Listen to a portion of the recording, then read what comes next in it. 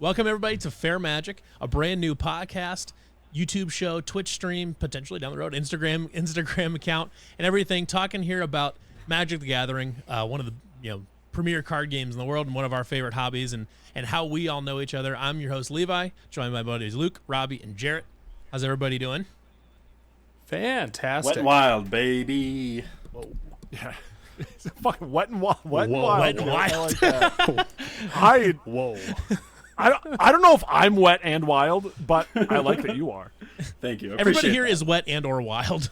If you're wet and I'll not give you wild, one. If you're wet and not wild, that's on you, and I don't know how to help you.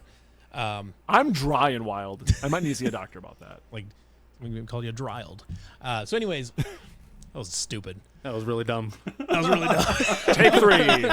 Take three. So, Scrap anyways, it. We're here to talk about Magic the Gathering. As you can tell, this is gonna be it's more of a casual thing.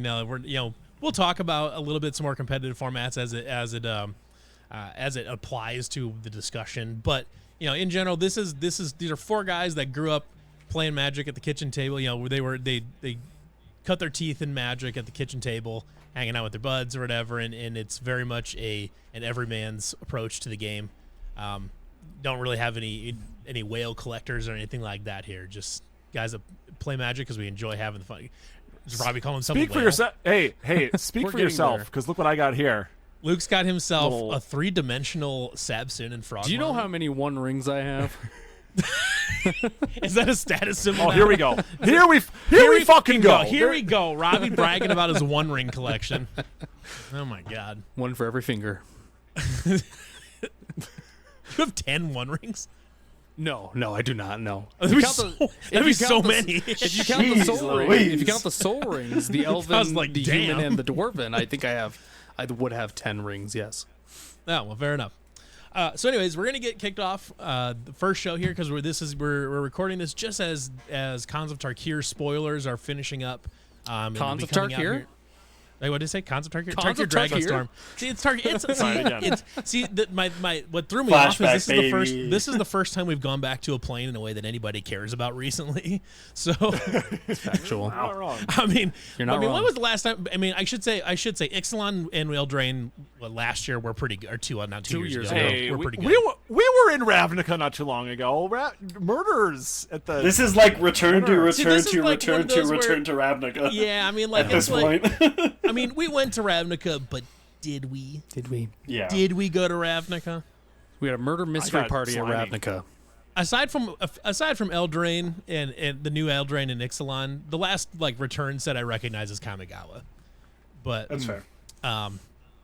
especially so that threw me off. But anyways, not Cards of Tarkir. Tarkir Dragonstorm releases on April 11th, so just a few weeks away. So we're going to talk a little bit about some of the cards from the set, some of the new mechanics, some of our favorite cards from the set, whether it's just fun cards, it's power level cards, interesting cards for certain formats, whatever it is. We'll talk a little bit about that. And then at the end of the show, after we're done talking about that, we have our own game that we're going to do. We have a draft that we're going to do. Now, we'll explain it more when we get closer there, but it's a fun game that I think everybody will enjoy. So Luke will be the master of ceremonies. for this Luke will be the particular master of game. ceremonies in here, and we will be tracking this as we go, maybe on a yearly basis or something like that. It's like throughout the end of the year, we'll track on who won the most drafts and things, and who won the most games. I won the first one. You won the When we you tested did it. win the That practice doesn't draft. count. Yeah, I don't You feel won like the it practice counts. one so that you get to do this one. Well, That's it. The practice it's one? it's in the pinned comments. Luke up 1 point. I mean, First you got the honorary. did you like, put that you got in the and pin it honorary yourself? Burger King Yeah. plastic Yeah. crown to host the I first love one. that. But I wouldn't say you won the first one since I lazily threw it. Okay, I see how it is. Luke wins a thing, and it doesn't count And now. honestly, I see how it that is. was a Mickey Mouse draft. We're not doing that. So I agree all with right, Levi. so let's talk about Tarkir Dragonstorm a little bit. This is the first set back to Tarkir since the original Cons block, which is obviously mainly known for three color stuff and specifically dragons, and obviously Dragonstorm tells us exactly what is in this set because there are a lot of dragons, a lot of dragon synergy. As a non-dragon player myself, I am enjoying the flavor of the set. I enjoy the dragons are cool. Who doesn't like dragons? But I don't play dragons, so a lot of these cards are not particularly interesting to me necessarily because I don't play dragons. But I know we do have at least one Filthy Dragon player in this group This guy. playing Tiamat.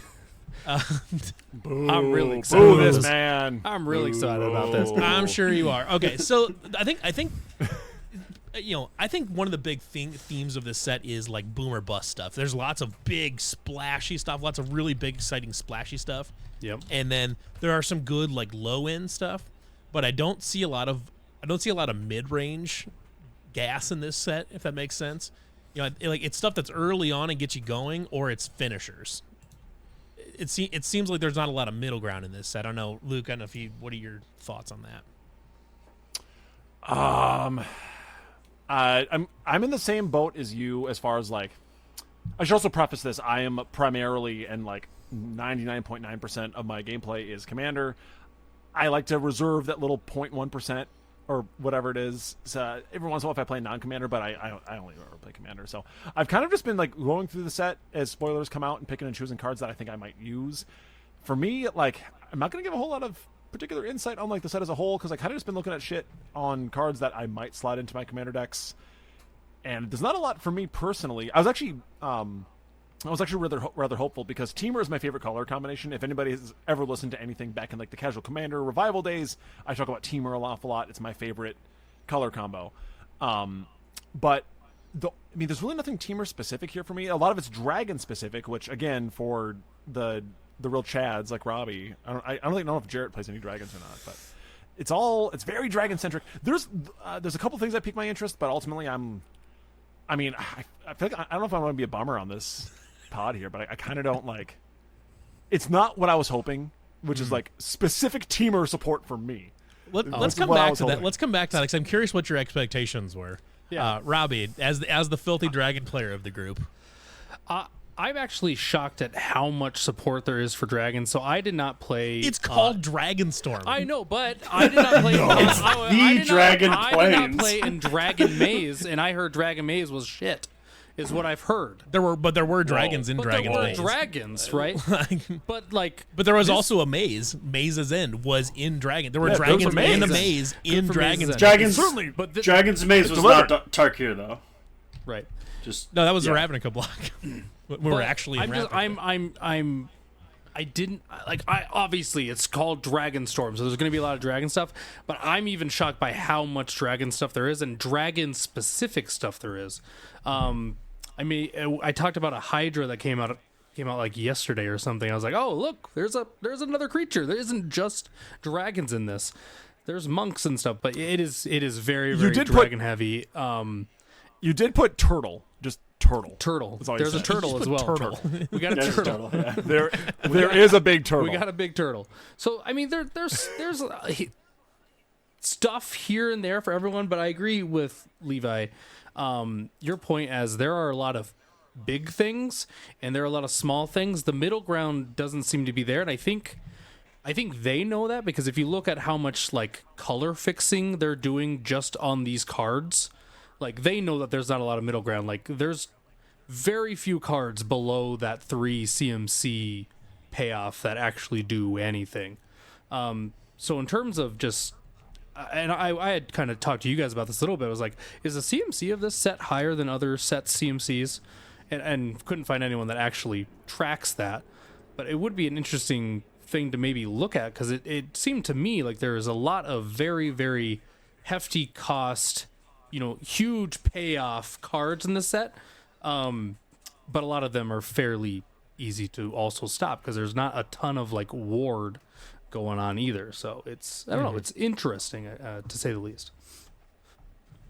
Jarrett, yeah, I got a hard disagree. I think this is a middle of the road set because it's 3 colors, right? So by nature of that, even your most aggressive decks are going to be slowed down when your support has to be 3 colors. And we lost out on one of my favorite mechanics from Tarkir, which was dash. And the fact that you can't dash stuff in on the cheap, I think kind of slows down the metagame quite a bit. I do think it's like this is going to be a value set where you have to set up your pieces for value and then go off from there. Because there's a lot of like second time you cast, obviously like sort of prowess and pseudo prowess from Jeskai, Abzan counters. I think it's more like grindy than maybe it might appear right away. But obviously, yeah, no one would disagree that this has a heavy top end. And I think the omens as well, which we'll talk about in a minute, has a lot to do with that. Yeah, I think the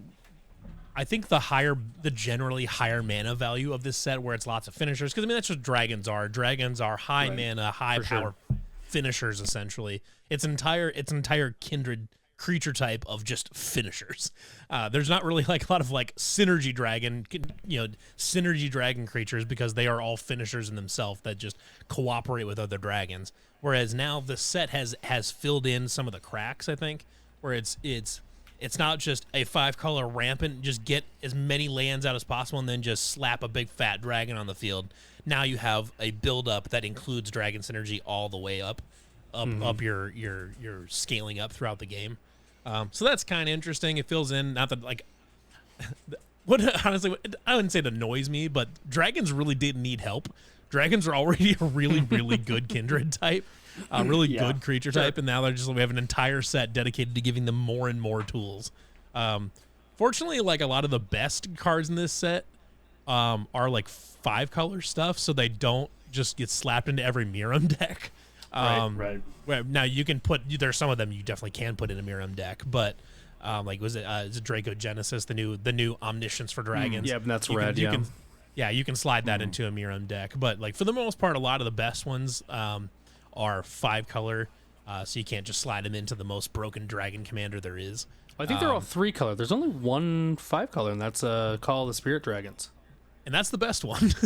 I mean, yeah, it's really, really good. But yeah, it's just that one. I'm looking at the set right now. I'm glad that one in particular is 5 colors, because that one in a Miram deck would be disgusting. It's only 5 colors though, which is the wild thing. They should have made a 6-color just to make it impossible to cast that. Yeah, put Chartreuse as the 6-color. Well, actually, there actually is a mythical 6th color of purple that was never. It exists sort of. No, but as somebody who is an alt WinCon enjoyer, Call of Spirit Dragons kind of pisses me off. That one's like just so damn easy. Well, here's the thing. That one's okay. it really is. So I would love to get into Let's talk a little bit about Call of Spirit Dragon, because I'm 100% on board with Luke here. Because I'm with Luke too. Because here's the thing: Dragon players don't want that on a card. No, they're trying to beat face. Yeah, exactly. We don't want to win the game because we put counters on our dragons. Like, our dragons are already big. So, like, Draco Genesis... That's for mono blue people, like me. We want Draco Genesis. That is 100% a dragon card. Call the Spirit Dragons. If you take off that last line of text, that you win the game, then it's like, yes, 100% love that card. And for 5, it's still a really good... It's still a solid card. But for the fact that it has the you win the game thing, it makes me... I would play it against Luke. There's no reason to play against anyone else, though. There's no reason for it to have an alt win con stapled to it. No, dragons are already a strong enough win con just by being on the field. Why didn't it's such an easy one to hit too. You just have to wait for your upkeep. It's called Call the Spirit Dragon. Call the Spirits. Call the Dragons. Spirit. Call the Spirit. Call the Spirit Dragons. Yeah. Okay. Yeah. So that is because all it is. Just read it off. Just read it off. So it's Wooburg. It's just 5 mana Wooburg. White, blue, black, red, green. Dragons you control have indestructible. Okay, I guess. Absolutely. For 5 mana, good enough. Yeah, that's a difficult casting cost to get that ability. Fine. At the beginning of your upkeep, for each color, put a 1/1 counter on a dragon. You control of that color. Great. If you got 5 dragons of 5 different colors, you put a counter on each of them. Right. Fine. I got no problem with that. If you put 1/1 counters on 5 dragons this way, you win the game. So now it becomes, if you have 5 dragons, you win the game. Yeah. That's dumb. That's really dumb. Especially because now there are cheap dragons. And so you can get your red and black and you can get red and green and black taken care of pretty quick. And there's some good blue dragons and stuff like that. Well, there's some and you're white dragons color, from Kamigawa. so you can use all the cheap shapeshifters and all that. You can just put all them in there. And there are things that make dragon tokens. Like you can make dragon tokens and then just slap 1 5-color. Actually, you really no, because you have to put it on 5 different dragons. So yep. So you still have to have colors spread out. So like just having one 5-color dragon doesn't solve it. Right, you But- can't just put 5 on Tiamat and win the game. It has to be 5 right. different Right. dragons. That'd be really dumb. But it's not hard anymore to get 5 different color dragons. There are playable dragons in all 5 colors now, and especially like the fact that like old Gnawbone and stuff like that. There's like like Kamigawa has some really good black and white dragons and stuff like that. And obviously Red's got a ton of them and whatever. And else. you've made those dragons harder to kill by making them all indestructible. Oh, Which no, is- I was which is just saying- indestructible you can get by, right? So, Like that's so not you know like what the that end of the means, world, but. So what sucks about this is because what this does encourage encourages It Robbie's encourages farewell. It encourages Robbie's farewell. least favorite That's card. exactly what I was going to say. A card Fuck that that I shit. will defend to my grave as like it's only unfun when people don't know how to play it properly. But Sure. but Yeah. but what this one does though is this encourages you to play farewell in the most belligerent way possible and make for sure. everybody's game miserable. Because now you have to exile not only all the dragons but that enchantment too. Yep. And Right. so now like this game says you play farewell or I win. And that sucks. That to me that encourages a really like Yeah. I would It's the old almost Boja I would problem. almost argue that this should be a game changer. I almost think that this should go to the game changer. It doesn't need to be like in like the April game changers, but let's just see it. But if you think about this card, it's not just a jam it in any deck card, obviously. Right. However, in a dragons deck, which right now there are 0 dragons or any dragon related things on the game changer list, which means that you can play the Dragon in a tier 2 deck if you really want to. I think it's because is the Dragon a game changer. No, I don't think think so. so. You I could don't think it- I don't think theoretically it is. make a You could bracket make you could one make you could you dragon could deck. you if you were really trying to be a dickhead about it, you could make a tier 1 dragon deck, which doesn't exist. I don't know. exist. I got it. Hold on. That doesn't exist. No, frankly- I got it. I think I have it. Tier 1 dragon deck. You have Rukamuramel as the commander. yeah, there you go. And it's just slivers. It's just slivers, yeah. That's the one, the tier 1 dragon deck. But anyway, so like you can make an dragon deck that is by definition of cards tier 2. But if you're really actually using the bracket system how it should be, you wouldn't relate you wouldn't rate it any lower than a 3, not responsibly, anyways. I don't know.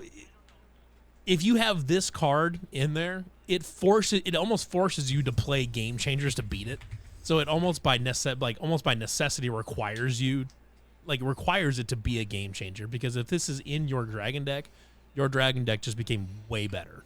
Well, and you got to think about it too, because I guess it doesn't count Miram, but right now, if you look at top commanders over the last 2 years, thanks to EDH Rec, Dragon's number 2. Like, it's super popular, and Tiamat is climbing like crazy right now because of Dracogenesis. Scion of the Ur-Dragon. It's Ur-Dragon and Tiamat are interchangeable. It just depends on what you want to run around with. But I assume Tiamat's going to jump up real fast Right now, here on this ranking. EDH Rec's top commanders for this week. Number 1, the Ur-Dragon. The Ur-Dragon, sure. Right. Number 2 is a bunch of nerds at Edgar Markov. Yeah. And then you know so who's number funny. 5 or number 6? Miram. Like it's dragon decks are already a load to deal with, and I don't know. For the first 80% of that card, I'm good with that. I'm 100% good with that being the Same. card. Yep. If you have 5 dragons of different colors and you just win, that sucks. Especially because now Leyline of the Guild Pack also exists. So if you have 5 dragon tokens and my and you have Leyline of the Guild Pact on the field, which makes everything every color, guess what? Now you win with 5 dragon tokens. Which you should be running. You should be running that card in your dragon deck anyway. So Yeah, it's if already you're, in there. Does it if you're does not it work on creatures too? Yes, it makes work on all creatures? creatures, all Yeah. colors, and it makes lands tap for every color. It's a ley line. It's dumb. There's a reason it was like $30 right when it came out. Right. So yeah, Actually, you know what? Maybe instead of it forcing more alt-win, or instead of forcing farewell, we should all just be doing more alt-win cons. Maybe. That is I an don't think idea. that solves. That is an I don't think that solves the problem you think it solves. that is an idea that someone had. It's one of the ideas of all time. Yeah. They bring a shotgun, you bring a bazooka. I'll fucking run. All the ones that I like. All of them. Yeah, Okay. very good. Yeah. So Great, cool. anyways, Feldar Sovereign. now that we've all found a card, Hey, now that we've all found a card we agree on that we just do not like from this set at all, let's talk about a card each of us do like. Jarrett, what do you got? What's a card that you really like? Oh gosh. My immediate answer is that they brought back Siege Rhino, but I feel like that's kind of cheating. That's can't very cheat. I mean, good. you could. Yeah, I think. No, yeah, that's it's gotta yeah. be new. Give me a new card. I mean, we all like okay. Siege It is Rhino. a Who new- doesn't like Siege It's a Rhino? new thing, though. Yeah. Right. It isn't old. It isn't Siege Rhino. It's a new. It's basically Siege Rhino. It's basically Siege Rhino. It's a new Siege It's Rhino. it's yeah. 1 mana less. It drains for 1 less. That's the only difference. Mm-hmm. But stat wise, it's the same. Still has trample. Still Yeah. a 3/4, and that card was a menace when it came out. Oh, it's really good. Obviously, power creep has pushed us forward, but I still think this is going to see play. No, for me, it's got to be. I'm trying to find the name of the card here real quick. It's got to be the new Sultai one that gives all of your cards delve. It's Taval, Arbiter gonna of Virtue. Yeah. Good I card. was gonna say that one. Yeah. Yeah. Now, this is a 5 mana. It's in Sultai colors for a Spirit Dragon. It's a 6/6 flying lifelink. Whenever you cast a spell, you lose life equal to its mana value, but they all have Delve. Now, Delve, I absolutely love. It's very broken. Delve is one of those things that destroyed Modern for a long time. It's still playable, obviously not as much. I think it was smart to hold this back by making you lose life equal to the mana value. But in recent history, they've really pushed life gain into like Golgari colors. Obviously traditionally white, but in a whiteless deck, there are still ways to get around this. I think this is one of the coolest build arounds, particularly for Commander. And I think you can throw this into a lot of decks, even in the 99. Like I play a lot of Sultai, and the ability to just make all my big expensive stuff cheaper utilizing my graveyard, which is probably one of the biggest resources that people ignore in games. Just incredible to me. I love this card so much. Yeah.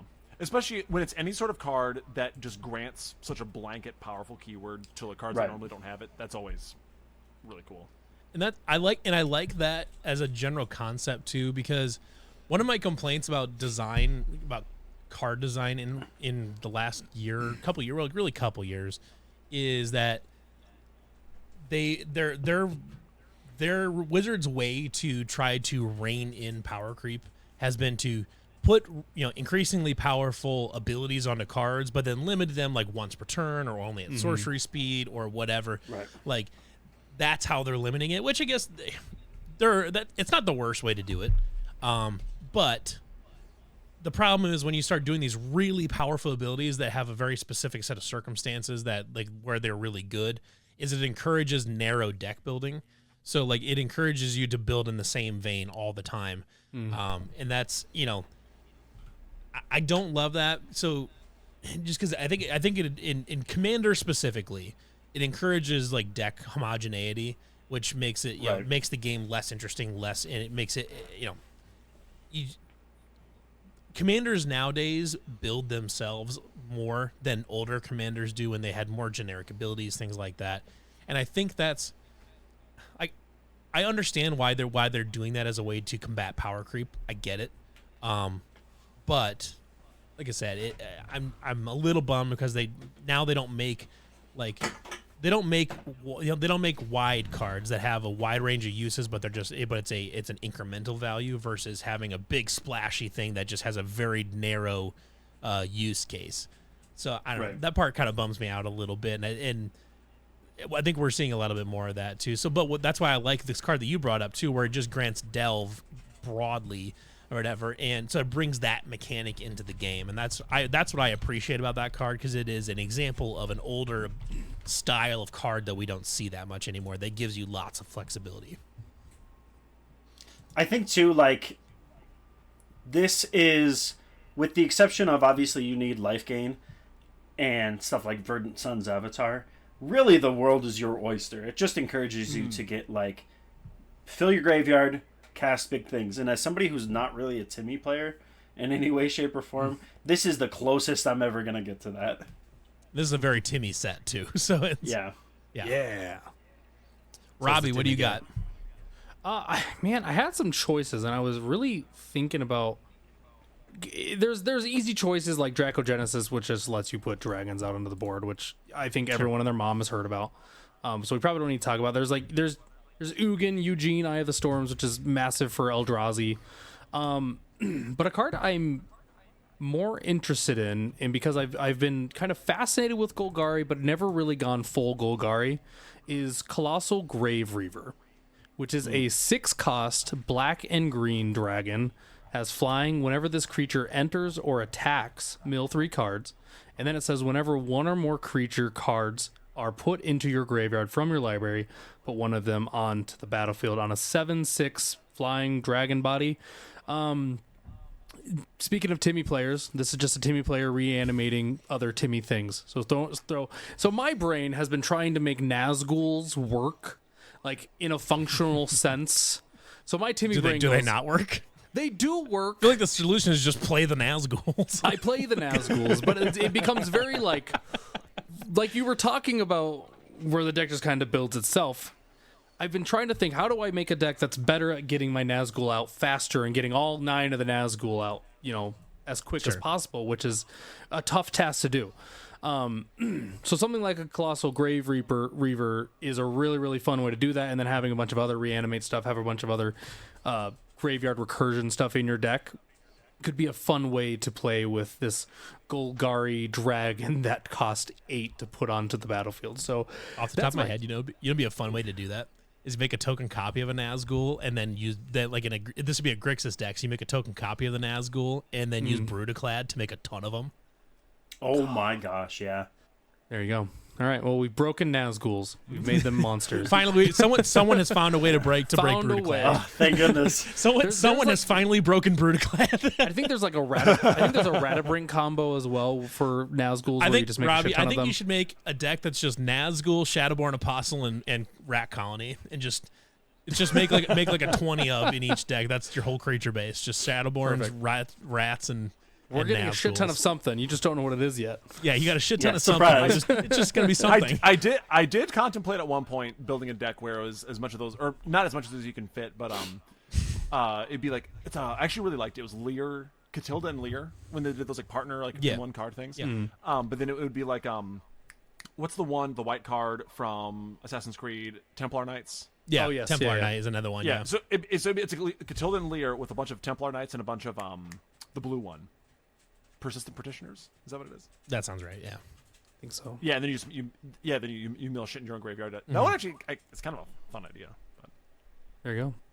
it'd be interesting. a little food for thought. Yeah, Yeah, I think Colossal Grave Reaver, if you have a cheap way to get it on into the battlefield, has a chance of doing some fun things, at least in the commander setting. absolutely. Luke, what's a card from Tarkir that you've got your eye on? So here's one that I'm seeing. It's a monogram. I've never heard of it before. Actually, it's kind of exciting. It might be some hot, spicy new tech. It's called Craterhoof Behemoth. Now it's 5 and 3 green. Shut up. Pick a different card. Speaking of Timmy cards, they brought Speaking back of Timmy they cards, brought yeah. back the Timmiest Timmy card ever Timmied. The Timmy card. I do have 2 actual answers though. But so speaking back to what I said before about how I was kind of just hoping that this would give me more like teamer stuff to play with. I didn't really count into how heavily it would like fall onto the dragon theme, which I mean is fine, and I should have anticipated that. But, It says Dragonstorm. Yep, we gave you a bunch of shit for that before, didn't we? But the one that it's an uncommon. People were talking about it, how it's either like Snapcaster at home or whatever other kind of Songcrafter Mage. That one's pretty sweet. I like it an awful lot. You can't play it everywhere for sure, but for someone like me who wants fun new teamer toys, I'm probably gonna put that into my Flubs deck. What's it do more again? Than likely. It's teamer, first cast, so green, blue, red. It's flash for a 3/2. When this creature enters, target instant or sorcery card in your graveyard gains Harmonize until end of turn, which is the new teamer keyword. Its Harmonize cost is equal to its mana cost, and then I don't believe we've talked about Harmonize yet. You may cast this card from your graveyard. For its Harmonize cost, you may tap a creature you control to reduce that cost by X, where X is its power. Then exile the spell. So I probably am going to put that into my Flubs Slime Against Humanity deck. I think that'd be a good home for it. It's a fun teamer card, and that's about the funnest teamer card I could find in here for things that I care about. But the other one, I know Levi's going to roll his eyes, and he's not going to like that I'm saying this one, but a cool low drop mono blue commander, Tygam Master Opportunist. That one seems fun. If I can't have like all my little Teamer toys, I can do my other favorite, which is a mono blue toy.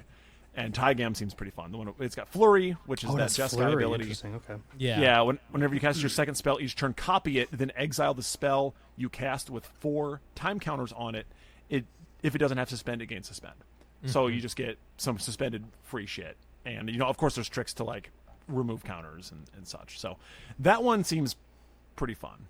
Will I make a mono blue deck of it? It's a possibility. It's possible. I won't say It's no. possible. All right, It is so possible. my card for Tarkir is very much in the vein of the type of decks I play because I am a filthy token player. I play lots and lots of token decks. So There we go. and I've also recently got very Jeskai much. something. What was that? Is it Jeskai something? Jeskai. So it's actually my chosen card for Tarkir that I really like is Sage of the Skies. 2 and a white. It's a human monk 2/3. When you cast the spell, if you cast another spell this turn, copy the spell. It is a 2/3 flying and lifelink, which I love. This pushes a lot of buttons for me. One, it's kind of got it vibes with Spellslinger decks, so it vibes with any Jeskai deck. It's gonna really like that. And it's making copies of flying lifelinkers that are 2/3s, which is a nice body in general to have on the battlefield. Where you're out of the range of shocks and a number of other like cheap removal spells that you see in standard right now. And I really like this, and like I said, and I got kind of hinted at it there too. So like I still play Commander with friends and all that stuff like that, but recently, and this is partially due to me qualifying for an RC that I'm going to be playing in about a month and a half or whatever, but I've been playing a ton of standard the last few months, really, just kind of grinding stuff out. I won my RCQ with a Boros Mice deck, and I'm probably going to play a version of that at the RC right now because there's still fun stuff in here. But this guy right here, I may look at. There's a slot in that deck in my version of that deck that I think he can fit because right now, that slot has been kind of rotating around between different cards. I've had Screaming Nemesis there for a while. I've had a 3-man enchantment. I'm forgetting the name of it right now, but it's a red 3-man enchantment. It's Itali's something. Basically, it enchants and then you discover 3, and it gives it 1/1 and trample. Or whatever, which is a really nice one to have. Like if you dump it onto a mouse or something like that, then all of a sudden does that, and then you can discover into maybe a Sheltered by Ghosts or something like that. But that 3-mana slot, I've been kind of playing around with different things right now, and in that deck, I think this might be an interesting candidate for it because this deck, that mouse deck especially, likes to play a cantrip during combat, so maybe like a Monstrous Rage, or if you're playing like a Shard Mage's Rescue as protection, like if someone tries to blow up your mouse during combat or something like that, you're going to be casting a spell during combat a lot of times, or you're going to be casting an enchantment before combat. So this monk is a great option for the second main phase in that deck as kind of a curve topper at 3 mana, which is a funny thing. But in a Boros deck, a 3 mana kind of is the curve topper. But at the top end of that curve, whereas if I've cast a Monstrous Rage on my Emberheart Challenger or something like that, and in the second main phase, I've still got 3 or 4 mana open. I can cast that monk and get 2/3 flyers, which in standard is a really nice. That's a very good, evasive, helpful body to have. And now you got 2 of them, which is really great because now it's still not out of nowhere to run range, which is kind of a big qualifier in right now in standard because nowhere to run is such a powerful enchantment. And we don't need to get too far into standard right now, but it's an interesting one no matter what because now you get 2 of them, which just said even nowhere to run only hits 1 of them, so that's really really handy, and it's an evasive lifelinker, which is humongous in aggro decks. So I'm really excited to try this guy out, to try this monk out in standard. I think there's lots and lots of fun potential there, and because there's also decks too in standard right now where you're it's just a tokens deck essentially, and you're just getting as many using Battle Cry and things like that. So like one of them you're playing a 1-mana creature that investigates when it enters, so you make a clue token. Then the next turn there's a sorcery that you cast that if you blow up an artifact, and the controller of the artifact gets 3 goblins. So so turn 1 you investigate, turn 2 you blow up your own clue, get 3 goblin tokens, and that gets out of hand pretty fast. And there's that deck. So that monk is a really interesting addition to that deck as well. So I could go all day about kind of how fun the standard meta is right now, because there's a really good like rock paper scissors balance between mice and insidious roots and Esper Pixie, and there's black discard and stuff like that. It's a fun meta right now. A dark horse that I'm interested in exploring for standard because of this new set is sort of a resurgence of hate bears. We get 2 white cards that I think really contribute to this. One is Voice of Victory. Yes, I was going to talk about those can't too. cast spells during your turn. Yep. It's a 1/3 for 2. Has Mobilize 2, which is insane. It's insane. And then, literally, the next thing in the curve at 3 mana is 2 and a white for a dragon 3/3 that has flying. And it says, activated abilities, artifacts, creatures, and planeswalkers can't be activated. This is like super oof. Yeah, both of those things. I know you guys are talking about standard, but both of those cards are going instantly into my Winota CDH deck. Like, they fit perfectly into that deck too. It's like, because Voice of Victory is just a better Grand Arbiter or Grand Abolisher. Sorry, Arbiter. Right. Halo. And honestly, because it doesn't cost 2 white pips. It's a colorless and a white. So it's like, and you get to mobilize. Like, it's so good. Mobilize being low cost in standard actually might make Impact Tremors a legit win strategy. It might make it a fairly competitive thing where you run maybe 3 copies of Impact Tremors, which would shut up. I think it was in Foundations. So all of a sudden, Mobilize makes Impact Tremors a really scary card to have on the battlefield. If you're playing against that in a standard deck or something like that. Because I don't know how prolific Fog is either, but they have Star of the Arena in this too. Which it's 1 red for a 1/1 goblin, but it has Mobilize 1 and pay 1 in red, sacrifice this creature. It deals damage equal to target creature equal to the number of creatures you control. And so being able to get around that and just snipe something off the board while you go wide, I don't know, man. I feel like aggro's just eating well in this set. Aggro in general is strong right now. Frankly, I think standard is almost at its best when aggro is when there's multiple strong aggro strategies, because I think standard wants to be an aggro format that has good counterbalancing control strategies, which is why Esper Pixie is still very, very good in this format. And even that Dimir mid-range that showed up kind of over the winter is still somewhat competitive.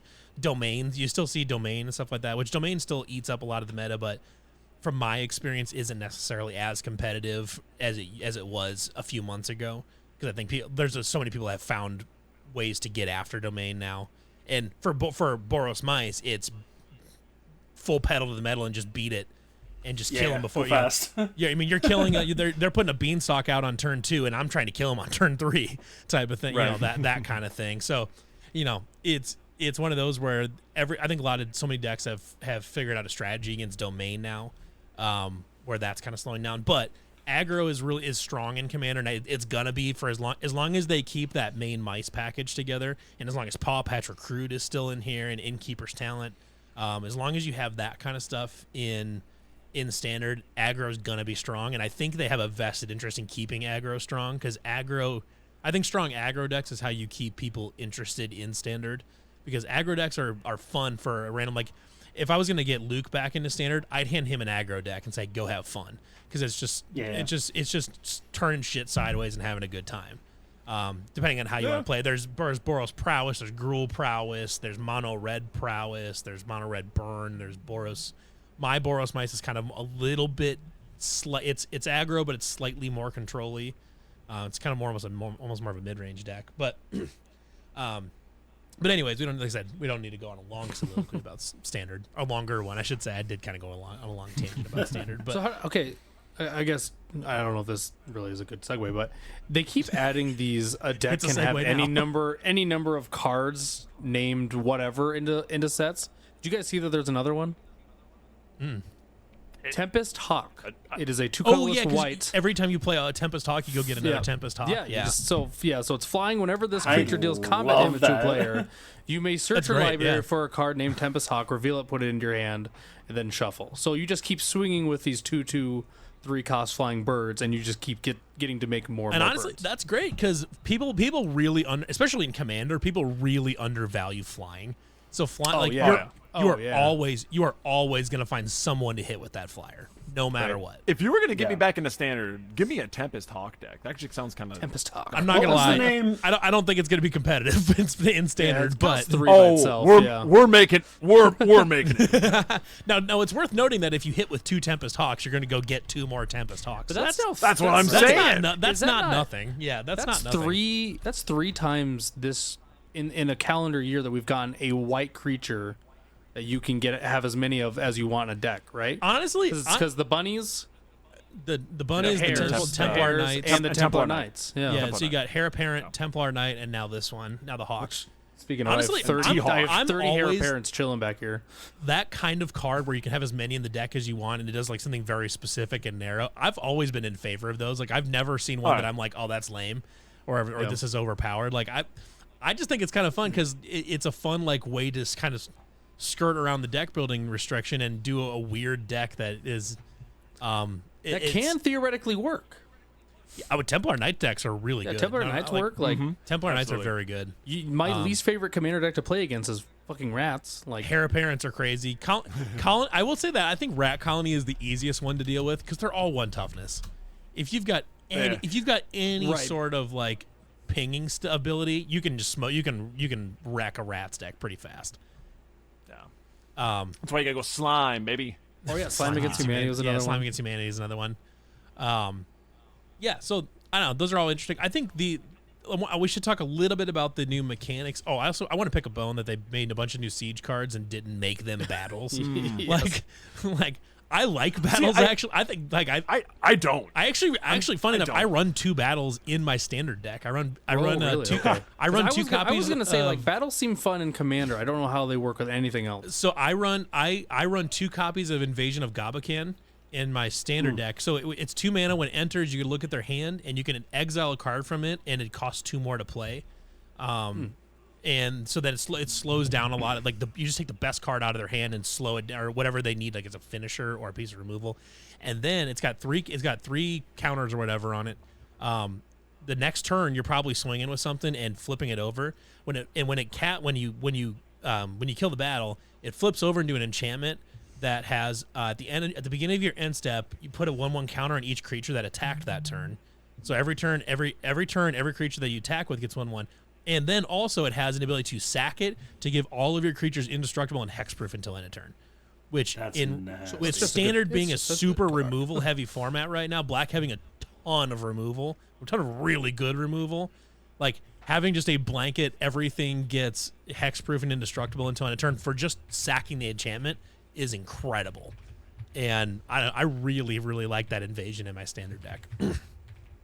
But yeah, I just thought it was funny that they had sieges, things named after sieges, and they just didn't make them a battle. Like, what are we Yeah, doing just here? There's a abandoning literal the- card type called siege. Yeah. Right. Yeah. I know. I always wonder when are we going to get more subtypes of battles? Because like I think it'd never. be a while. Battles are a super type. Honestly, I don't know. Like, I think it'd be a long time before we get other types of battles. But like, I'm wondering when they're just going to make more battles in general. Right. Yeah, that is true. I think they're really They- interesting. I think they're really I'd be interesting. fine to It get- would have made a lot of sense I for mean, this set. Like, why not? It would have. It Should've done absolutely here. would have. Yeah. we can give up on them. I kind of hate that card type. You also very said you much. don't like classes, and yet you put classes in there, and they resemble rooms, which you do like. No, I said I prefer rooms to classes. They're the same thing. Anyway, you know what? We don't have to. They're not They the- look the no. exact same. Rooms and classes They're are not the the same. same thing. No, they're not. Everything's kicker or flashback. Of course, it's So anyways, the 3 main abilities, we've talked about Mobilize already, which Mobilize is very good. You're just making it's a Mardu ability, which actually plays really nice with like a Caesar deck from Fallout, where as soon as it swings, you're making things that could then be sacked to Caesar if you wanted to. But it's a Mardu. It's a Mardu ability. When the creature with Mobilize attacks, you make that many 1/1 red warriors, and then you sack them at the beginning of the next end step. Then Sultai has Renew, So renew is you just pay that, you exile that card from your graveyard, and then you just do something. So it's a very, very Sultai ability. It actually would I haven't seen a single renew ability that I actually liked. Really?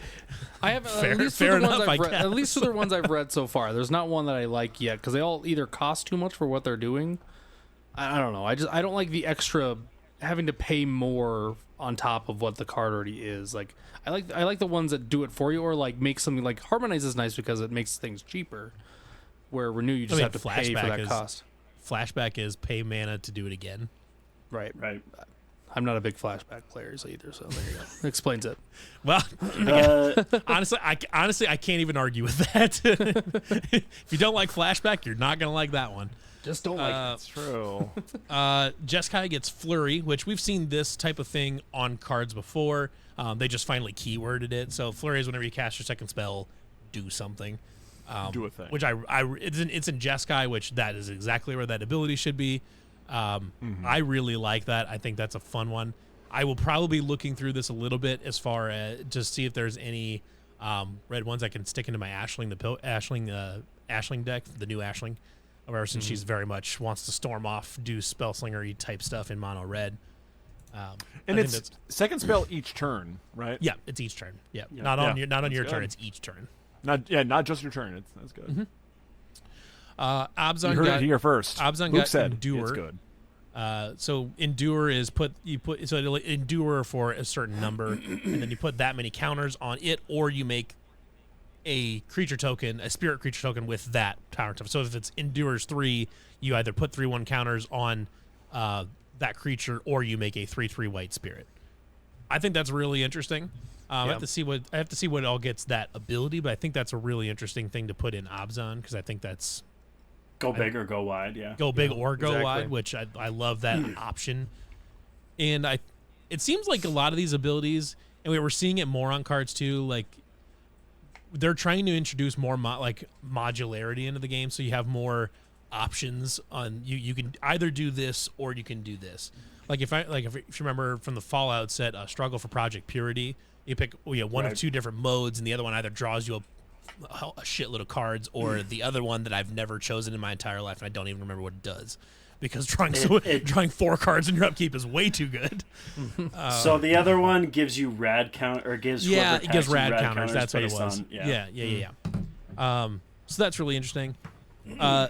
Another kind of card ability, whatever you want to call it, is Omens, which looks a lot like adventure spells from Eldraine. Right. Yep. The card is blocked exactly the same. It, The it adventure feels spells like went to your and- graveyard, right? Like that's the major Yeah. difference. Yeah, No. so It gets shuffled back into your. it gets shuffled shuffled back into your if you library. cast Yeah. it. They do go back in. Okay. Yeah, it gets No, shuffled. no. Adventure would get exiled. Yeah, and Adventure then you gets could play the other exiled. half. Yeah, yeah, that's what yeah, that's yeah. what I was saying. Like adventure, like they went away. Like you didn't Adventure. get them again. Right, yeah. So when you do an Omen side of it, you cast the Omen, then you shuffle the Omen card back into your library. Yes. So it's actually a powered down version of Adventure. Yeah. Which Adventure is 'Cause like you a have to fun, find it is a again. fun but not especially broken mechanic or anything like that. So it's kind of funny that they nerfed Right. it.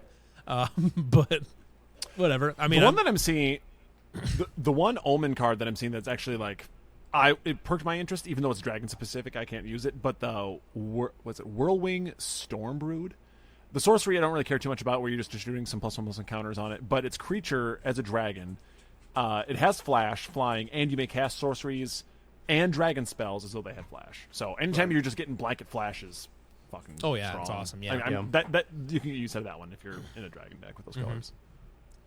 Yeah, because like we said, Miram needs the support. yeah, Miram needed getting Miram flash needed speed the help. Miram. Yeah. Yeah. No, I think there's only one more mechanic. I guess there is kind of technically a second one. two of them. So Behold is another one. A lot of these mostly say Behold a dragon, which to behold a dragon, you choose a dragon, you control or reveal a dragon card from your hand. So there's this one. This example that they have on the MTG website is Caustic Exhale. It's a 1 mana black instant. As an additional cost to cast this, Behold a Dragon or pay 1. So you can either choose a dragon you control or reveal a card from your hand, or you can just pay an extra mana, and then target creature gets -3/-3 till end turn. So it's kind of kicker basically. It's a kicker option.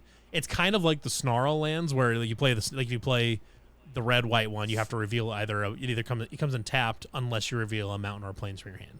Kind of that type of mechanic, basically. It's kind of like those Snarl lands. But I believe it's only Behold a Dragon. Right It is now, only right? Behold like, a Dragon. Only a dragon. I kind of wonder is like when we go back to Lorwyn, or is there going to be Behold an elf or something like that? Oh my gosh, yeah, I love that. Great, because elves need help too.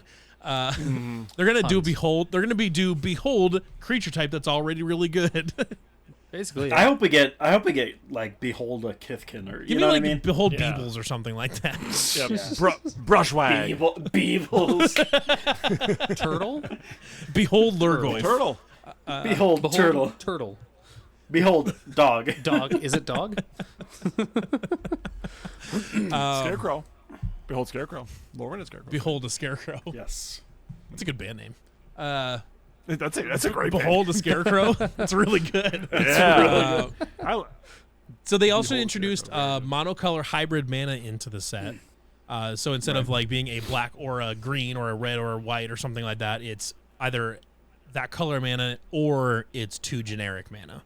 So that's kind of interesting. I Interesting wonder, color fixing. Yeah, attempt. it's a color fixing type of thing.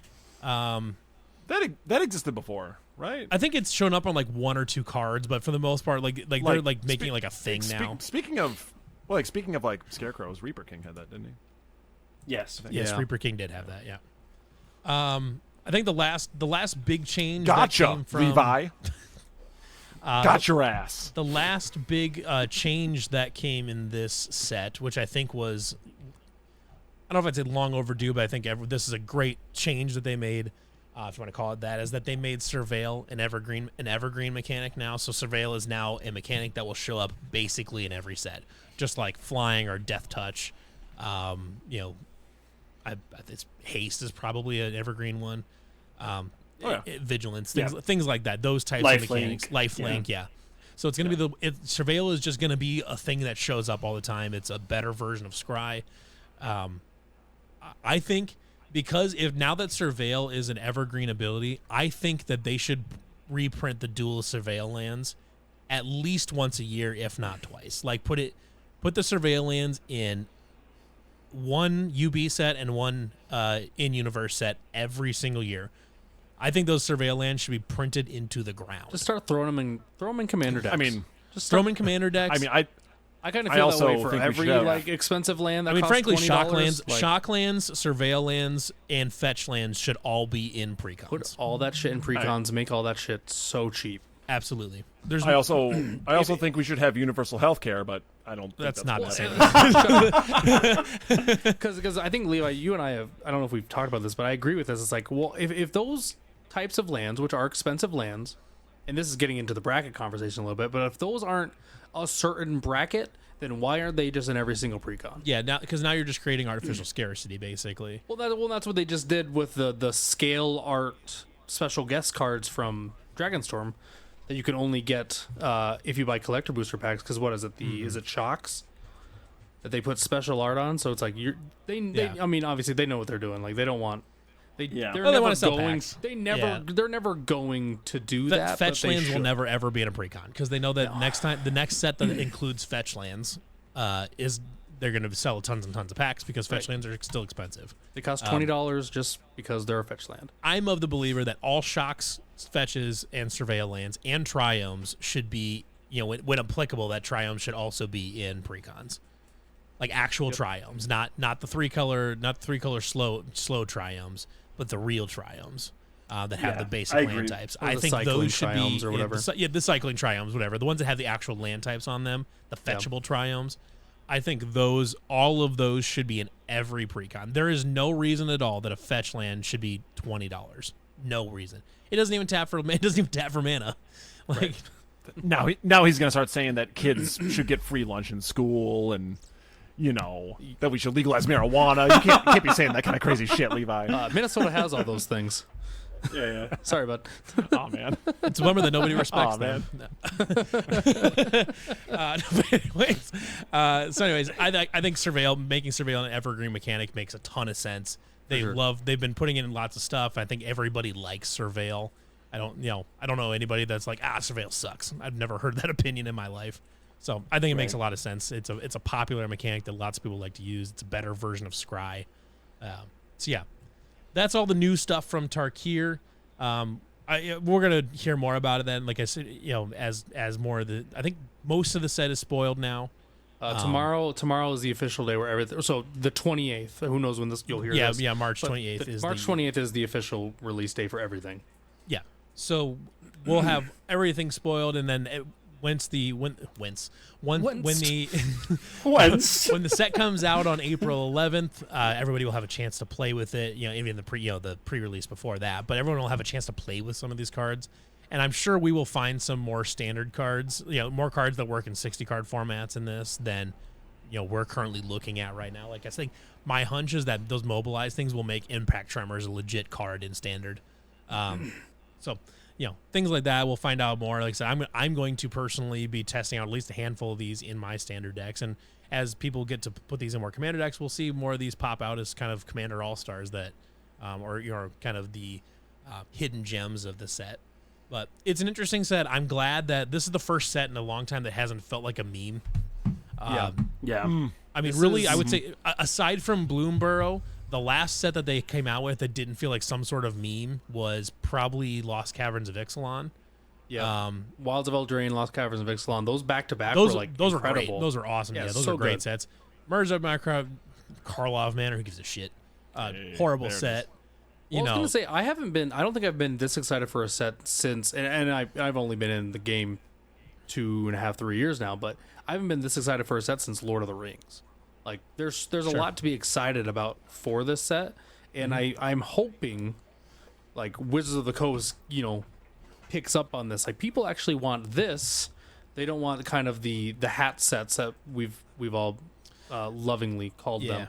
Like stop giving us the hat sets. Stop giving us the gimmicks. Like let's be in the in-universe stuff when we're in the universe. Like counterpoint. If they don't know that by Final Fantasy. If they don't know that by now, sorry, real quick. I was gonna say if they don't know that by now that we don't like the hat sets, like they're straight up living under a rock. Yeah, like, the problem is that the sets they get designed a couple but they're years in in advance. So like by the time they can get feedback, there's already the other one's already coming down the pipeline. But I think they would have learned five more hats. I think they would have learned from last year that it's honestly kind of a shame because Outlaws of Thunder Junction is a banger set. There's so many good cards in Outlaws of Thunder Junction, but it's going to be a lot like Nuka Penna, where people are like, this sucks right when it comes out or whatever, but then over time people are just like, holy shit, this set has a ton of good cards in it. It's a really good set. I'm gonna play devil's advocate here because I hard disagree. I love Capenna. I actually liked Aether Drift, even though the set I think wasn't great. I like the style of it, the wacky race. And Blind Eternities I feel like is gonna be sort of like that. That's a hat set. I think it looks dope. The space opera set, like you said, Blind Eternities, it is a hat set, but I'm really looking forward to it. I'll be honest, I'm really looking forward to the space set. I realize it's like a little bit out there, but that's us falling in love with the idea, and then them spewing garbage all over it is the worry. Sure. Yeah, I mean, I think the impression that I get about this space one is it's not going to be like the Unset where it's just a bunch of goofy weird shit. I think they're intending it to be more of an ode to more Dune, less Spaceballs. Yeah. So I think they want to get more of Alien and Interstellar and 2001: A Space Odyssey. I think they want that kind of stuff. The super serious space stuff rather than the goofy shit. I don't think we're gonna get a Space Bellerin reprint. I don't think we're gonna get that. I really hope we don't, because that would be dumb. Bring back sectors. Is that what they were? Yeah, sectors, which are impossible to understand, especially because if they had to make up special rules for if there were two Space Bellerins on the field because sectors would get fucked up or whatever. I don't know. We're not gonna get that. That's not gonna happen. That's what you think. Yeah, okay, fair enough. It is what I think. But like I said, I think they're trying to lean into like the space horror and things like that. Like I said, 2001: Space Odyssey, Interstellar, Jason X. Alien. Jason X, my favorite sci-fi movie. What movie? Not really. Alien Secret Lair. Jason X. What? Oh, No, Jason X. Am I the only person seeing Jason X? Oh no, we've seen Jason apparently. X. It's awful. No. Jason X. It's fucking It's really bad. Jason in Congratulations. space. I hope they do that. I love the idea of like a good like serious attempt at a space set. I'm all in on it. Yeah. Oh yeah. Yeah. So, alrighty. Do we There's want to that get I- to? I think we're about at draft time here. Oh Do we got any Let's final go. thoughts that we want to get anything they want to get off their chest about Tarkir? I guess the only thing that I would say, and who knows, but obviously it's called Dragonstorm, right? So I'm curious to find out, and you guys kind of alluded to it earlier. We're like, oh, what if we get a whole set that helps elves and it's all about elves? Okay, sure, but do you think there's a chance that like we have the Mox Jasper? Do you think that's how they'll handle Moxes and stuff of that like moving forward? Where it's like we're going to start getting these Mox whatevers, and it's going to be this one's really good for just elves, or whatever other kindred. Eldrazi need help with mana for some reason. So like I wonder if that's a direction they're heading, where if they make a set and there's a main kindred type in that set, do you think we'll start getting more Moxes and stuff like that? I think dragons are uniquely suited to handle a mox like this. Think about a lot of the other creature types. Let's start with elves. Elves are their own ramp. They are the mana dorks. Right. And they're really only in a couple colors. They're really mainly in green and black. Green and I mean, black. there are elves and other things, but it's mainly green, black, and a little bit of red. So like, actually white. It's green, black, and white. White. Yeah, it's green, black, and white. Elves don't need color fixing. They don't need ramp. Like elves do not need a mox.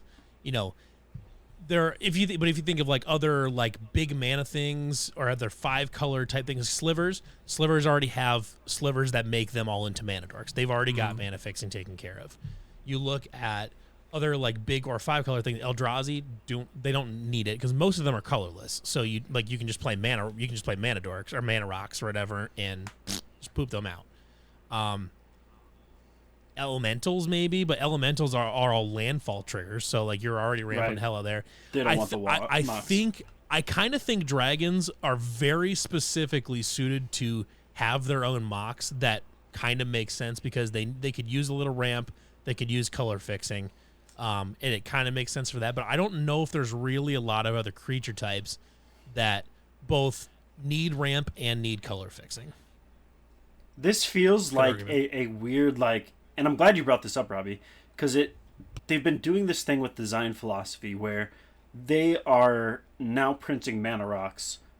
I wouldn't say exclusively, but dang near exclusively at 3 mana, right? And then they give them like really, really strong abilities to go with that, to kind of offset the fact that they're not signets anymore. And so to print a mox in this set really caught me off guard. I don't think they'll do it again. But who knows? Like, I didn't see this coming. Well, I guess the other side of it is that they are a money-hungry company, and printing moxes gets people to buy sets. I think the thing with like a mock, specifically with the Mox Jasper though, is that like it's gonna be a bit before you can turn it on. Like, Sure. like unless you're making like little dragon tokens, for the most part, like your dragons are gonna be 4 mana and up. So Yeah, by the you're time not going to use it till turn 3 by the or time 4. you're even turning on that Jasper, it's like it's not really any better than a signet anyways. Right. So I think maybe I think that's probably the logic is they wanted to find a way to do a mox that feels fair, and they really threaded the needle with this mox where it's in a very specific kindred that can't really abuse it in a way that feels unfair, and but they can still it's a mox. It's still a mox. It's a mox. Like even Mox can Amber, serialize you can it and throw make in it hard to Horbrack. get. Oh, Yeah. Mox Amber's Yeah. broke as hell. Yeah, I mean, Yeah. it's like it was previously the fairest Mox, and it was still busted as hell.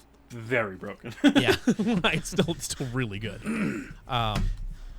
So yeah, I think I've got one final thought we've that got I want to say. Okay, Some real hot take here. I'm sad that the new Narset is so nerfed.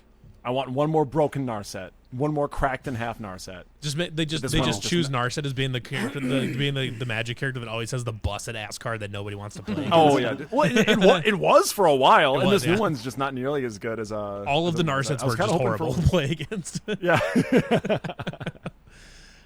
All right, I wouldn't even play it really.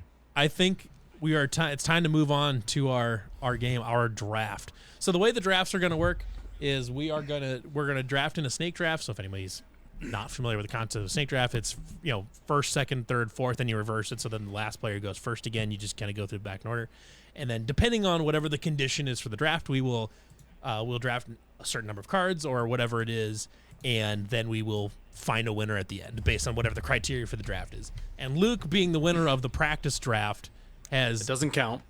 which also doesn't count towards the score, but the reward for If it doesn't count, I'm gonna scream the rest of the recording and just make it miserable for everybody. It makes no You will sense. not take this away from me. He'll just cut it I out of the recording. We'll just end. I went through a podcast I'm going through a divorce. I need this. I need this. Your I'll play the reward divorce is that card. you get to pick the topic for the first draft in the history of this podcast. I know it counts. That's It better than a counts. point. I get a point. You don't That get a point's point. No, there. shut up. You don't get a point. What's the draft? You get a make-believe point in the Discord. You get a point in the Y'all Discord. are You can have a Y'all point are in your scared heart. of Keep me. the point in your head right there. Like point in my heart keep the point in your heart right here. because that's the only place it's valid is right in there. Point. There you I go. just know Luke's draft thing is going to be the most ridiculous. It's like, honestly probably stupid gonna be It's weird. really not. It's really not. Okay. It's not. Okay, I know it's Luke, kind kinda of words So it's this gonna one, be awful. What is so I didn't. what's our draft? Okay, so I didn't look up this at all ahead of time. No, This you is all shouldn't, from the yeah. dome. I didn't do any pre-stuff. So I thought it'd be fun if we the draft is you had to pick the most popular commander, but it has to be in 2 colors. Okay, so we're picking the most popular 2-color commanders. Yes. So we do like a snake. So it goes to me Is and it, then down to is Robbie it and then back up specifically to me. 2 colors or is it more than 2 or more? It has to be 2 colors. Exactly 2 colors. Okay. and can't Has to be be exactly two can't colors. be like partners. No. Um, Well, if one of the partners is 2-colored in itself. Yeah, I mean, in theory, like you could do like backgrounds. That would count, I suppose. No. No, that shouldn't No, count. It should no, be no, count. no, it's it should one just be, card. It should be one card. Why? What do you mean, Because- why? Also, Well, first off, one, I- also, for- I mean, one probably worth it's not noting gonna that matter. Partners, It's not gonna matter. Partners is also Yeah. going to be a trap in this because none of them individually are like way up there. They're just there with their. No, combos. I'm saying if you want to choose backgrounds, you can. They're not going to be on the. No, they're not. You're not going to get any. There are Where's this list coming from? What are you using? My heart is what's telling me Okay. the information. Okay, so let's all do this. Let's Oh gosh. Oh, wait, does Discord doesn't have a way to roll D20 or D20 does it? I'm trying. I can't. My brain has gone melted. I can't even think of a I was hoping single we could roll a 2-color D20 commander who right goes now. first. How can you not? There's a billion I of them. don't know. I've gone dumb. Here's what we'll do. We'll roll a D20. I'll do it on the share screen, and we're gonna all guess a number, and whoever gets closest wins. And fuck it. You can Price is Right somebody if you want. I don't care. Yeah, Price is Right, baby. Always do Price is Right rules. I don't care. All right, let's just do this. Okay, we've got a D20 roller right here. All right, Well, we have to go and watch it. let's take guesses. Yeah, what do we go got? watch it. Luke, Make what's your sure guess? he's legit. I'm going with lucky number 11. Robbie? 6. 10. So we got 10, 11, and 6. I'm going to 6, take. yeah. I'll take 12. What a bitch. All right, we're going first. Mother. All right. I got fucking boxed in. All right, so it has been randomly determined that I will be going first in our draft. So I'll have the first pick, and then we'll just go kind of around the order on our Discord call here, which is going to be, so it's going to be me, Jarrett, Robbie, Luke, and then it will go back Luke, Robbie, Jarrett, me. We're going to go in clockwise. This is magic, baby. So my first pick, my pack one pick one here is going to be Lathril, Blade of the Elves. You fucking bat, you son of a bitch. Oh, That's a good one. Now, Luke, you since, fucking Luke, you since fucker. this is since this is your draft, you're the one you're going to be taking. You got to keep track of everybody's picks. Okay, hold on. Let me Get a spreadsheet open. Yeah, need to get an Excel sheet open. Yeah, let me bust out Excel. So I'm just gonna put it on notepad for it now. I like that thought, which is like it's got to be like a precon commander. You know what I mean? Because those were so vastly distributed. Yeah. I'm gonna say hackball. Hackball. Oh, that's an interesting one. I don't know. Okay, let's actually what we should do. Hackball.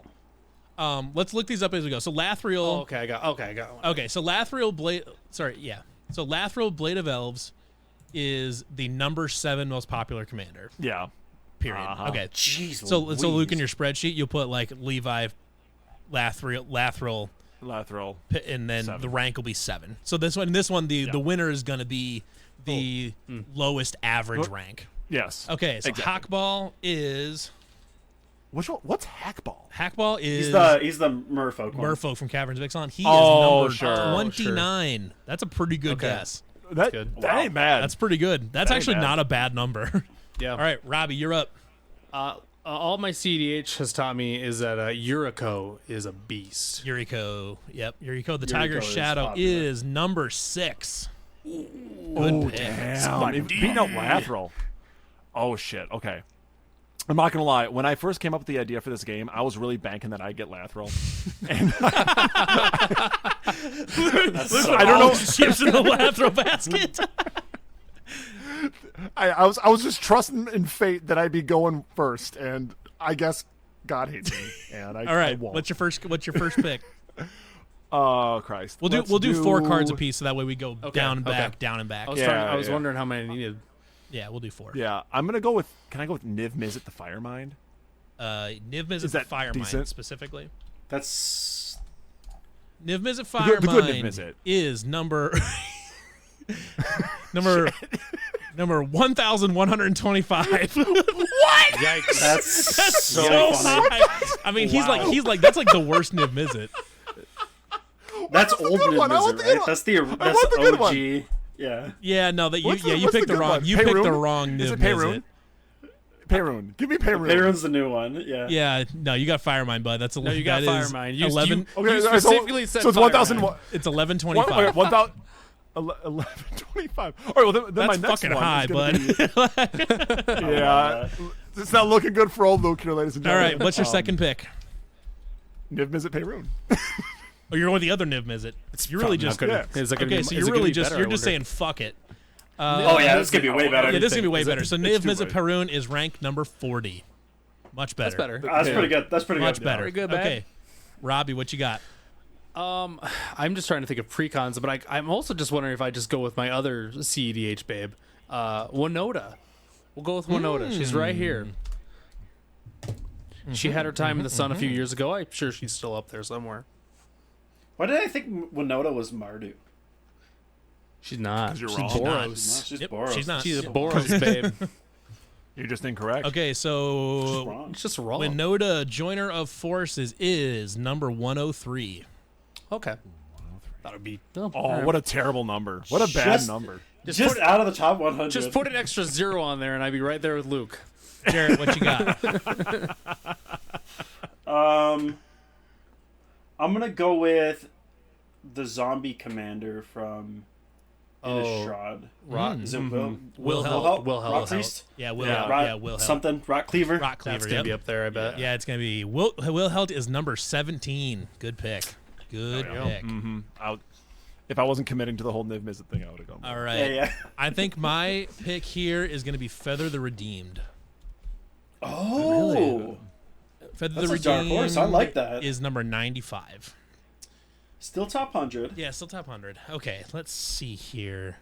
Oh, my second pick is gonna be AC Tyrant of Gyre Strait.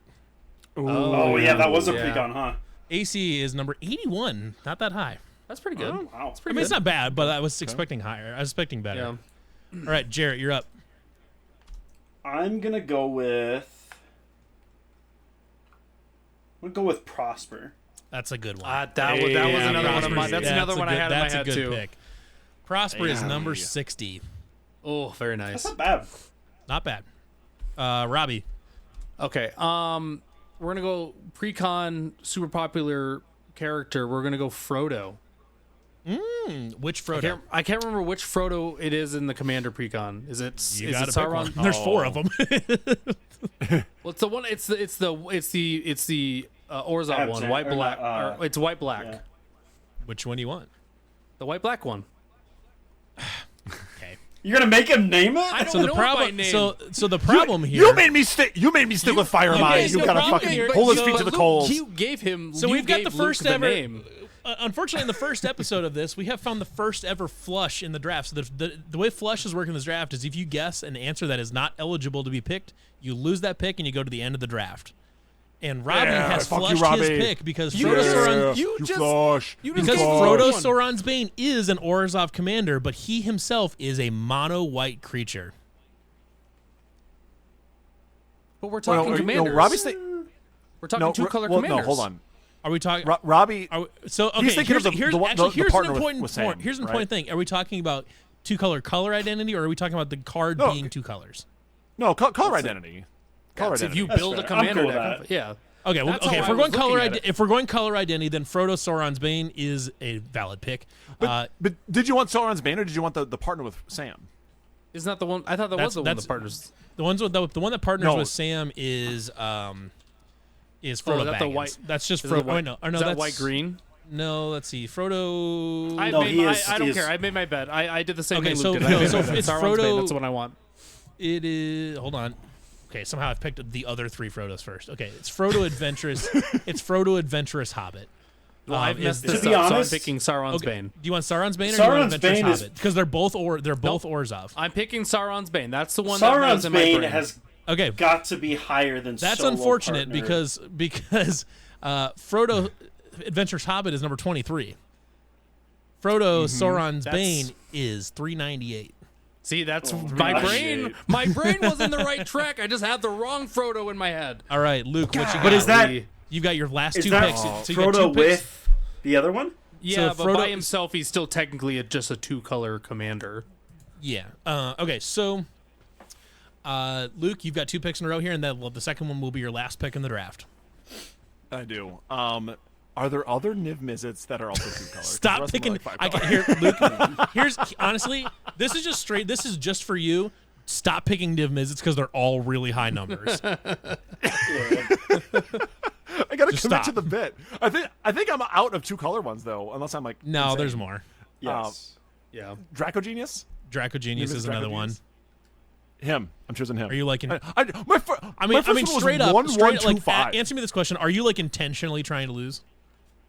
Oh, wait, there's no way I can win now. The first one I Okay, had was the fair place enough. Okay. 1,125. So It doesn't matter at this Okay, point. so we're just gonna try to win with just Niv Mizzet. Okay, so you want Draco what's Draco Genius at? 2185. 2185. I'm gonna beat Luke. That's all I need to know. All right. Okay, I need a fourth then pick. You my don't have to be last- faster than the bear, just faster than the slowest guy being chased by the bear. What's a? Okay, I can't do Niv anymore. Is it What's- Mira Wild Mage? What's she? Mira she's Wild she's Mage. She's a. I gotta be honest, man. This feels like a stretch, but Nira is typically the Nira. big mana commander. Yeah. You should have just stuck to Prismar. Shout out, like the actual shout out though dragon. to Luke. This is his best pick of the Prismar. day at 360 for Nira Wild Mage. Hey! No, got there. Perun was We got 40. there. Perun was 40. All right, Perun was Robbie, 40. you're up. Last pick of the day. So I can't pick that other Frodo. Is that off limits No, because I already told at you this what it point? was. Since you already told, just cheating. Frick. I legit, my brain is mush. We'll go with. I'm just going all babes. Stella Lee, Stella Lee, relatively recent commander, so that's working against her. and she has some CEDH play, so she's got good stuff going. 93, not a bad pick. We'll take it. Ain't bad. Jarrett, last pick of the we draft. we just need Jarrett to miss right now. We need Jarrett to miss big. I'm trying to think which is more popular because I'm thinking between. Don't I would The I would, I would dragon- not don't I would give- not don't recommend. give- no. I still have a pick don't left. give I would Levi one. Yeah, I said, don't give Levi I wouldn't pick. recommend Yeah. thinking out loud just yet. Unless you give him like a bait one and it's awful. I I mean, was thinking the dragon one. I mean, I've got but the one that two Cloth answers. comes in. I've got two answers in my head that I know are Cloth. way high, so I'm feeling pretty good no matter what. But I'm gonna go with the horror commander, Captain Githrod. Captain Ooh. Nagathron. Okay, interesting. Okay, let's see. Captain Nagathron. Let's see. Captain Nagathrod is number 59. Good pick. Dang. That's Pretty good. Honestly, that's a really good poll. That is a very good poll. However, I feel like I'm going to probably lock her up with this one. Let's go Shorikai Genesis Engine. Oh, I didn't even think of And actually- Shurikai. I thought about that one earlier. And actually, my other one I had in the hole is if you pick this one was Chatterfang. Oh, yeah. shit, yeah. All right, Shorikai Jeez. Genesis Engine is number 20. Dang. Yeah, that's shit.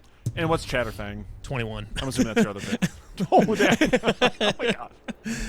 Are there just for the audience at home and my sake?